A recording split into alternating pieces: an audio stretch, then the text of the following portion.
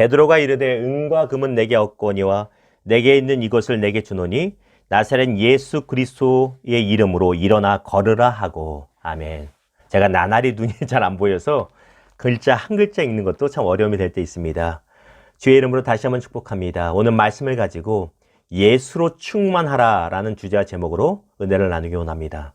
우리 속담 중에 곡간에서 임신난다, 인신난다라는 발음이 어렵네요. 이런 말이 있지요. 무슨 말입니까? 특별히 독특하고 특이한 사람이 아니면 무언가를 풍족히 가지면 그것이 자연스럽게 주변으로 흘러간다는 것입니다. 예를 들어 쌀이 많으면 쌀도 주변으로 흘려보내고, 고기가 많으면 고기도 흘려보내고, 돈이 많으면 돈도 흘려보내는 것이 인지상정입니다. 왜? 내 마음의 곡간이 풍족하니까. 우리의 마음도 마찬가지입니다. 내 속에 충만한 것이 주변으로 흘러가기 마련입니다. 어떤 사람의 마음에 좋은 일이 가득하면 웃음과 즐거움이 사방을 흘러가고, 반대로 나쁜 일이 가득하면 근심과 슬픔이 주변으로 흘러갑니다. 신앙의 세계도 마찬가지죠. 저와 여러분 안에 예수가 가득하면 누가 툭 쳐도, 누구와 눈만 마주쳐도 예수의 향기와 예수의 복음과 예수 이름의 능력이 흘러나옵니다. 이것이 당연한 것이죠. 여러분께 그렇다면 묻습니다. 내 안에 예수로 충만합니까? 아니면 여러분 안에 무엇으로 충만합니까? 자, 오늘 본문 말씀의 배경이 이렇습니다. 오순절 성령의 충만을 받은 제자들입니다. 이들은 성령 충만을 받아서 이제 각 지역으로 복음을 전합니다. 그리고 예루살렘 교회가 확장되고 부흥되는 놀라운 은혜를 맛보고 있습니다. 그러던 중에 유대인의 시간 9시, 우리의 시간으로는 낮 3시에 베드로와 요한이 기도하러 성전에 올라갑니다. 왜 올라갈까요? 기도하러 갑니다. 참 중요한 것입니다. 성령 충만한 삶, 예수 충만한 삶의 비결은요, 바로 기도에 있습니다. 기도에 힘쓰시기를 주님의 이름으로 축원합니다. 자, 그런데 이게 핵심은 아닙니다. 기도하러 올라가는데 예루살렘 성전의 문 중에 몇 개 문이 있거든요. 문 중에 미문, 아름다운 문이라고 불리는 이 미문에 나면서부터 못 걷는 사람이 늘 와서 구걸을 하고 있습니다. 못 걸으니 사람들이 아침이면 그를 데려다가 거기 앉혀놓고 구걸을 시키는 것입니다. 그리고 지나가는 사람들에게 매번 돈이나 먹을 것을 구걸합니다. 그러던 중에 그날 3시 베드로 요한이 지나가다가 그 남자와 눈이 마주칩니다. 그때 베드로와 요한이 그를 부릅니다. 우리를 주목하여 보라.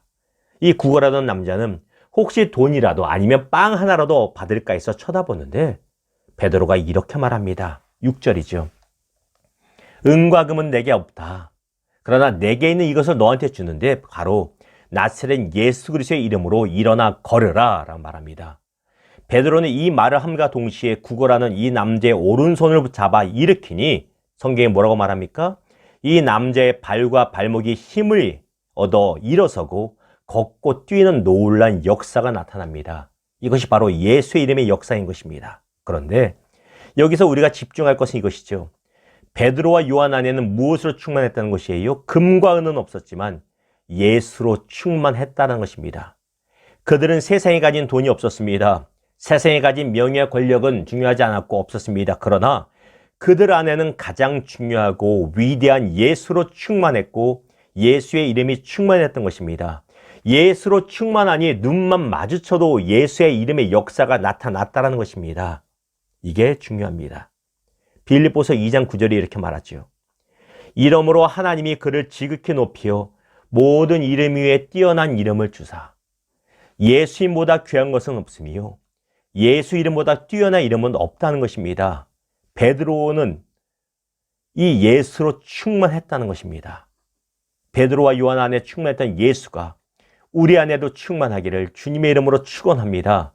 그러므로써 우리가 어떤 상황을 만나든 누구와 눈이 마주치든 누가 부딪히든 간에 예수의 향기가 나오고 예수 이름의 능력이 나타날 수 있기를, 작은 예수들 되기를 다시 한번 주님의 이름으로 축복합니다. 말씀을 맺겠습니다. 이 시대에 많이 유행하는 단어 중에 영끌이라는 단어가 유행하죠. 무슨 뜻이에요? 영혼까지 끌어모은다는 뜻입니다. 젊은 세대가 영혼까지 끌어모아 집을 사고 비트코인이나 이런 걸 구입합니다. 이유가 무엇입니까? 남들보다는 안 되더라도 남들만큼은 적어도 그들만큼은 물질을 소유하고 싶기 때문입니다. 이것이 꼭 나쁜 걸까요? 그렇지는 않습니다. 죄라고 말할 수도 없습니다. 문제는 이런 것들이 정작 우리 인생의 가장 중요한 예수로 내 안이 충만해지는 그 소망을 사라지게 한다는 것입니다. 우리 안에 돈도 중요하고 다 중요하지만 가장 중요한 게 무엇이에요? 예수 잃으면 아무것도 안 됩니다. 예수가 마르면 아무것도 안 됩니다. 예수로 충만해야 되는데 세상 것 때문에 예수의 충만이 사라진다는 것입니다.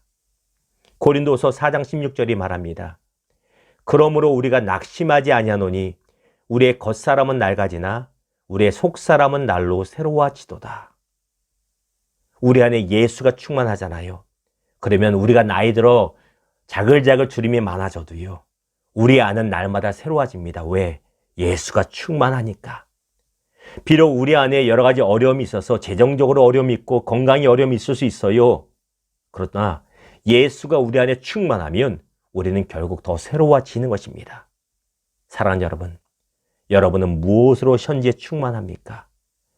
바라기는 저와 여러분의 속사람이 날마다 예수로 충만해져서 날마다 새로운 인생 되기를 주님의 이름으로 축원합니다. 기도하겠습니다.